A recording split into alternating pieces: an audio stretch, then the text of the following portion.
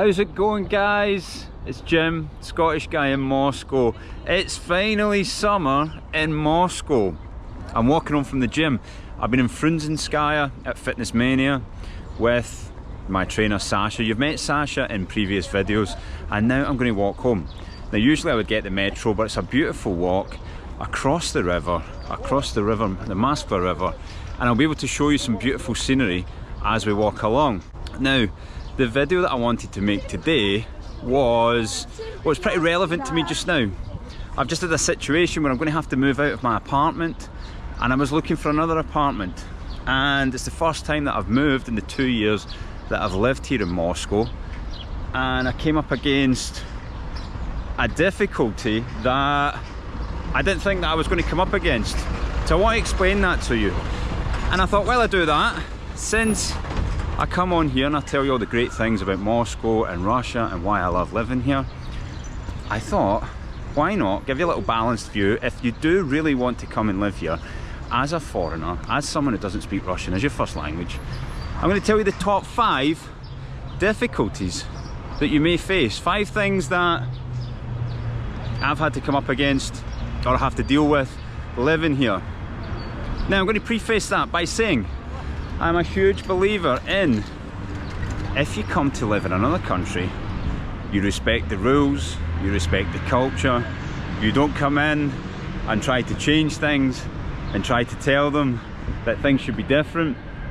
I love living here. I love living in Moscow, especially in the summertime. Love living in Russia. Love the Russian people. Don't want to live anywhere else. But these are just 5 things that might help you if you're going to come here and live as a foreigner. Now guys, we're about to go up an escalator. That's right, we're outside, but we're about to go up an escalator onto a walking bridge. It's actually perfectly located between my gym and my apartment, so we're going to go up the escalator, over the Moskva River, walk through Gorky Park, and then I'll be home. So guys, as you can see, we're going to walk inside this sort of structure, and as soon as you come in, especially when I go up there, it's a bit like a greenhouse. It's really, really warm. Now while we got this escalator, could you please hit subscribe for me? We're almost at 40,000 subscribers, can you believe it? 40,000, I never thought I would get to 40,000 subscribers, so I think I'm only about 150 away. It would really help me if you could press subscribe, and then we'll get on with the video. I'm also going to show you some beautiful scenery once we get up here. Right guys, check this out. When you come up here, it's a bit of a greenhouse effect. It's quite warm. Look out the window. We've got the Moskva River, we've got the boats going up and down. You get party boats, like they're sort of like nightclubs that you can go up and down. You have the Radisson restaurant over here towards the centre. We can look out, and hopefully the camera's doing it justice. It's absolutely beautiful. You can see the churches in the distance. Okay, let's get on with the video while we're here. I'm going to give you my top 5 difficulties that you'll face. Now I'm going to give you number 5, the one that I've just had to face over the last few weeks, that's caused me a little bit of annoyance, but we'll get to that at number 5, so stick around for number 5. Alright, the first one is definitely 100% going to be the language. Now the language is definitely going to frustrate you, and it's going to cause you difficulties. Even if you want to stay in the expat bubble and you only want to hang about with other British people or other English speaking people, the day-to-day of your life in Moscow, it's going to be difficult. Now I study Russian, or well, I've actually not done a lesson for a while. I've started to get a little bit lazy, but I have done many Russian lessons. I try my best to speak Russian. I listen to sort of Russian podcasts to help me, and I still have an absolute nightmare. For me, I don't think I'm particularly good with languages, but it is so difficult to understand what people are saying. The conjugations, how all the ends of the words change, the pace and the speed in which people talk. That's number one. The language is going to cause you a lot of difficulty coming here. But don't let that put you off. Let's go outside. You can actually go outside. You've got people getting their Instagram photos. We've got, look, river tickets are you? Bilet, 99 rubles. A ticket's only 99 rubles to go up and down there. It's absolutely nothing. This one here, you can see where it's sort of got the glass. It's like a restaurant that go up and down. This will work in the winter as well. And another one that looks a bit like a sort of restaurant bar going past. Okay, let's go back inside. I'll show you at the other side as well. Right guys, we're in the empty tunnel now. Alright, number two. So number one was the language. It's going to be difficult for you. Number two, something that's going to be difficult for you coming here is the extra security checks at the airport. Now, it's not going to be for all nationalities, but certainly with the British passport, it does take a long time to get through the airport. It's completely random, and sometimes I've been through in 40 minutes, but sometimes it's been closer to 2.5 hours. I've heard of people being there for even 10 hours. Somebody I worked with. That's never happened to me. Apparently Vnukovo seems to be the best one that you can get through. But I don't leave Russia that often, but when you come in on a British passport, you're going to come up to the customs. Chances are, even if you've got a visa, even if you've got like a wife and kids here, as some of my colleagues do, and you've lived here for many years, they're going to say, take a seat. And then you're going to be in a bit of a queue for extra security checks. They're going to... Now, I don't disagree with these extra security checks, because at the end of the day, it's not for me to tell anyone else how their country should be run, because it really, it irritates me when people come in to maybe my country and tell British people how they should live. So I would never do that. So I don't disagree with these security checks, but it is something that you have to factor in. So for example, if I go to Minsk in Belarus quite often, if I go to Minsk in Belarus, it's only an hour and 15 flight, but if I take an hour and 15 flight, it's a bit like going Glasgow to London, a little bit longer than that. But then I'm maybe going to get kept at the airport for an hour and a half. So something I've got to factor in. It is a difficulty, and that is number two. Guys, I said we would go outside the other side. Let's see if we can see anything. We've got people doing a little photo shoot here. Lots of very pretty people in Moscow, so why not take their photo? Okay, we've got the boats going past, and we're about to look. We've got some people. Can you see the people dancing down there? Doing some like ballroom dancing. That's pretty cool. I hope the camera's picking that up. I can't zoom in on the GoPro. We've got people doing the photo shoot here. Здравствуйте. Alright, onwards. Alright guys, we're now over the river to my side of the river, heading into Shabalovskaya. I'm going to have to move out of this area in a few weeks, but we're still here, so we're going to go through Gorky Park. We're on to number three. Number three, difficulties that you're going to face if you come to live here is the winter. Now right now it's about 30 degrees, if not it's about 28, 29. It's absolutely beautiful, it's perfect weather, everybody's out, everybody's happy, we're in the park. But the winter here in Moscow is extremely cold, and it's extremely long.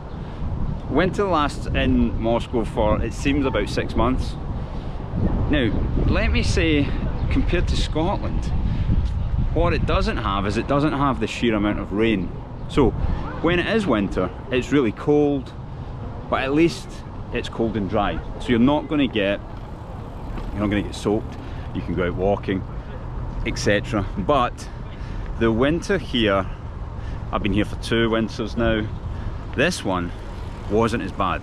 The first one, I think it got to about -27, which if you're Russian, you're probably used to it, but that's for somebody that's sort of European, British, minus 27 is a bit extreme, and it does last for a long time, so that's something you're going to have to factor in.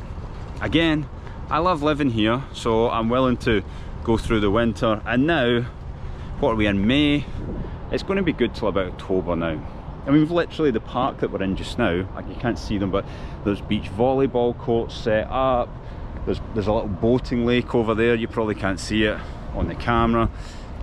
It's perfect, and it will be a good summer. It's not going to be like a British summer where you have a couple of weeks sunny, then it rains, and you can't really plan ahead. If you go to a music festival or something, you get soaked, you know, like Glastonbury or Tea in the Park in Scotland. But you need to be prepared for a long, cold winter, and if you're able to get through that, then you'll do just fine. But it is a difficulty that you will face. Alright guys, number 4 and number 5 are going to relate to a similar thing, and it's going to be something that you can't avoid if you come here to live in Moscow. Number 4 is, well, I'm someone who likes to purchase properties. I own a few properties in Scotland. I rent them out. I've bought some to rent out, and but in the past to flip. You know, when you do them up, you sell them on for profit. It's always, even from a young age, I was someone who wanted to own property and not rent property. The problem here you're going to have as a foreigner is, well, if you're British, it's going to be very difficult, if not impossible, to get a mortgage. And if you were to get a mortgage, interest rates are sky high. Interest rates, from what I'm seeing, again, if I stand corrected, please write it in the comments. None of this is factual, this is all what I think. Can be as much as sort of 20%, I've seen. Now, to put that into perspective, when I was buying property a few years ago in Scotland, before I came here, I was paying about 2% on my interest rates, and then they rose to about 5%, maybe a bit more, 5-6%, and that was like astronomical. It felt astronomical. Now, something that you won't believe here though is, okay, so interest rates are really high on mortgages, but if you put your money into a savings account, you can put your money into a savings account here. Obviously you're Russian money from your salary, from your job. You can get 20% on your savings. And I know this sounds absolute madness. I've just started investing in stocks, S&P 500, and if you were going to get 20% on that, it would feel absolutely insane. But you can here, from what I understand, you can, you know, purchase a bond for like 3 months, and the APR on it's going to be 20%. I've got a guy I know who's making about 90,000 rubles, so about £800 a month, just on interest. It's wild, and maybe you don't believe me, but trust me, interest rates are really high if you're someone who wants to buy a property, and also if you're a foreigner, it's very difficult. But if you don't want to buy something, you just want to put your money into savings, then you're going to get a really good interest rate, so it's not all bad. Right guys, we're nearly at the end of the park, which we're going to come on to Leninsky Prospect, where I live. But it's probably going to be quite loud, so let's take a little detour up to the right here. I'm going to tell you number 5. The thing that I've faced over the last 2 weeks that was somewhat frustrating. I've had to move out of my apartment. I didn't have to move out, but my landlord wanted to put the rent up by a lot. Now, when I say that, I think I've probably been underpaying for the last 2 years. Okay, so I've had a pretty good deal for the last 2 years, and I don't grudge it at all. She said to me, look, Jim, I need to put the rent up. Here's the price. Do you want to stay? If you don't want to stay, you need to move out. So I says, I'll move out. I'm not going to pay that amount. And I'm going to go into that in more detail in another video. I'll show you the new place. I'll compare it with what I'm paying. So basically, I'm going to move into a smaller apartment closer to my work. I'll be able to walk to work in 20 minutes. All the bills and everything are included, and it's going to be cheaper than what I'm paying at my current place. But now check this out. Now whenever you see, I don't think this is an ambulance, but you see a lot of ambulances here, they never seem to be going very fast. There's like some police, some soldiers. But back to what I was saying. I lost my train of thought there with the ambulance and the soldiers I was showing you. The problem is, when you move apartment here, you need to be registered. You need registration. As a foreigner, my understanding is all foreigners that live here need to be registered. Now you can only register yourself if you own a place, but look at number 4. It's difficult to own a place here. Difficult to buy a place. It's difficult to get a mortgage if you're a foreigner. So, registration. Now, once you start to do all right in life, once you start to get a bit of money, you obviously want to live in a nicer place. You don't mind paying a bit extra. But the problem is, it's very difficult to find someone who owns a property that wants to register you. Most people don't want the hassle, okay? Most people don't want the hassle of registering you. They don't want, maybe they don't want to declare the money that they're paying you. They want cash, which is fine if you're just renting it to another Russian, no problem. Most people aren't going to understand the process of how to register a foreigner. And if they do understand it, they might just not want the extra hassle. Do they really want to rent it to someone who doesn't speak the language? And this registration has to be renewed every time you leave the country for more than a week. So if you go a week's holiday, you've got to then get back in touch with your landlord and tell them that you need registration again. So what happens is, not many people want to go through this process. So the pool of available apartments goes from, I mean, if you look around here, you see nothing but apartments. Well, that's offices, but trust me, there's thousands upon thousands and thousands of apartments in Moscow. But unless you can get someone to register you, then you can't live there. And that is something that you're going to find very difficult. If you come to live here as a foreigner, you're going to have to find someone who wants to register you, and they want to register you in a flat or an apartment that you want to live in, because maybe you want to live somewhere really nice, but you can't find a really nice apartment of which someone will register you. So that was number 5, registration. Now again, before anybody comes at me in the comments, I'm just going to say, it's pretty windy here, I do not have any problems with the way things are run. I love living here, so I'm willing to do it all. But what I wanted to do is make a sort of educational video of, you know, if you come here, you are going to face some difficulties. Those were my top 5 difficulties that you will face.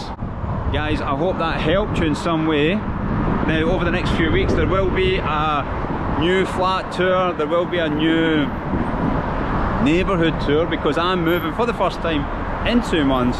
This weekend I'm going to Minsk. If you watch this and you want to see something in Minsk, I'll make a video. Hit me up in the comments.